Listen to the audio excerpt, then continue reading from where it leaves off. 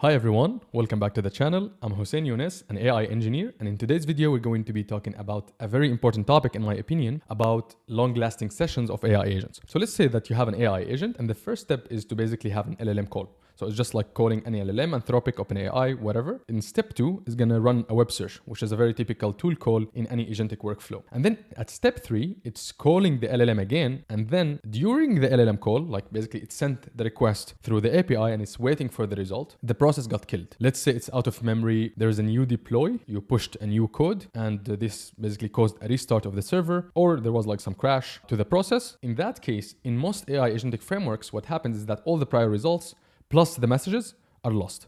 So all the progress that happened here, all the results in between were lost unless you are actually saving some like checkpoints or some results in between. So when you restart the server at time step 3, you need to do basically the work from scratch. You do the web search again, and then you basically do the LLM call and you just redo all the steps unless you're saving the state somewhere. To solve this problem, we're going to be using AgentSpan. So AgentSpan is basically an open source library that solves this problem to save the progress, keep the long running sessions as resilient and durable as possible. So at the beginning, like there is the worker or your process is going to connect to the agent. Let's say, for example, every worker is going to take on a task like a tool call from the agent workflow. In the first step, you do the LLM call. Then in step 2, you execute the tool call, right? So which is the web search. And then let's say the process gets killed. Now what happens is that when your server is running again, what happens is that the worker is going to reconnect and is going to pick up the pending tasks. So in step 2, all your results get persistent, and step 3 in flight is preserved. So it's basically waiting for the worker to reconnect.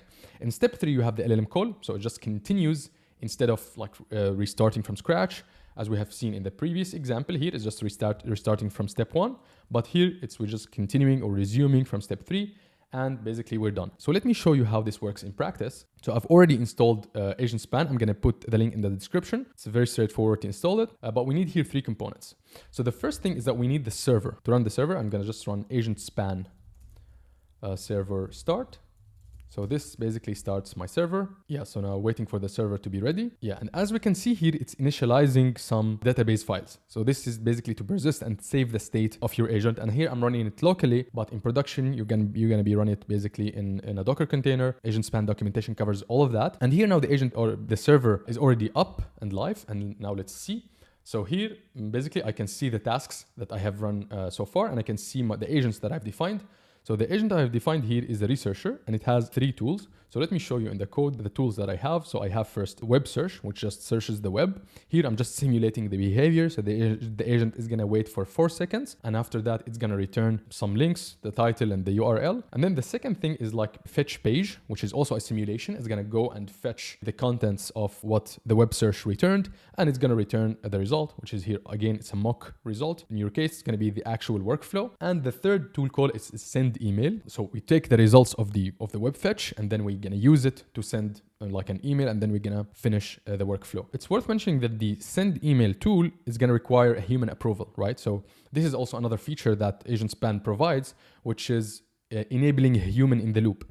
So for example, if your task requires a human approval, the agent is not going to continue the execution or the workflow without accepting or approving this step or this task. The agent in this case is not going to send any email unless you actually approve it and verify the tool call. The workflow is simple in our case. First, call the web search, then pick one of the URLs that were returned from the web search, and then run fetch page to run the contents, and then send an email or draft a summary and send it to the email. So now, after we ran the server, now we're going to run the worker, which is going to actually take on the tasks. Here I ran the worker. So here there are started 3 task runners serving 3 workers, one for one agent. So the first worker is going to take on the web search. The second one is going to take fetch page, and the last one is going to take the email send. So now what we do, we need to kick off the job, to start basically the agent, so the workers can pick up the tasks. Python start run.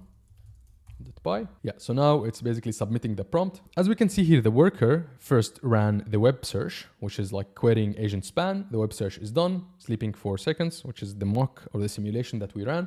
Then the fetching the URL contents of agentspan.ai, and that was done. And now actually you can view your agent execution. So here is the task is running. You can view your execution. So here what we have this web search tool. then the page fetch, email send, which is requiring the human approval. So research approval human. So the input, this is the input, this is the email that it wants to draft. So AgentSpan is an open source. If this looks correct, the human is going to review it, and then we can approve it. So we can run Python approve. Also here, what we can do now, like just to test the resilience and the durability feature that I was talking about, let's say the server crashed. So the worker crashed here. So I just stopped the worker completely. Now I do approve. So I just approve. Here I need to pass the correct run ID. So here, for example, I go to the agents, I take the execution ID, and here I approve the email sent. So here the approval is done. So if we go back to the server, we see that the human approval is true. Even though the worker now is stopped, actually the approval reflected in the server because it just depends on the server state. So now, as we can see here, it's waiting to run the email tool because there are no workers now running. The email tool or the send email didn't run. So now I can just go ahead and run the worker again. So Python worker.py. And as soon as we run the worker, we can see that it's approved, the send email approved, sending the email, and the email was sent. So now if I go here, I just refresh, I can see that the email was sent and the agent actually execution have completed, and I've already completed the full research loop as instructed. Here is the final summary, and basically the workflow has completed. So what we have demonstrated here is a very interesting case of a long-lasting and durable agent session. So we have killed the process, we have crashed the process. When we connected again to the agent picked up the hanging or the queued task, which was email sending. So now our agent is resilient to crashes. So there are multiple cool things about this. So the first one, AgentSpan works with any agentic tool. So it's not a replacement for LangChain or LangGraph, for example, or initn. It's a runtime layer underneath them. And you can see also in the documentation that it's compatible with agentic workflows like LangGraph. So you can basically use it to run your LangGraph workflows and make them durable. If you're like a server crashed, the agent is going to pick it up and you're just going to continue the execution normally, which is very important when you want to make your AI agents resilient and durable. And also another thing is that for the server, AgentSpan server, it uses Conductor, which is the Netflix durable workflow orchestration engine. Conductor is also open source. AgentSpan combines that with AI agents to make the AI agents and workflows resumable, durable, and also adds a human in the loop component. So this is actually very cool. And the cool thing is that it's open source. So you can just like use it, the link in the description, and you can start using it and add this layer to your existing AI agents, like in LangGraph, for example. It actually works with OpenAI Agents SDK, Google Agent Development Kit, LangChain and LangGraph, which is nice. So you don't need to rewrite your agents from scratch in order to add the durability factor that I'm showing here. But instead you can just use it out of the box, add it to your agents and make them durable, which is very nice in my opinion. So yeah, so that's all I wanted to share with you in this video. Thank you so much for watching. See you in the next one. Bye bye.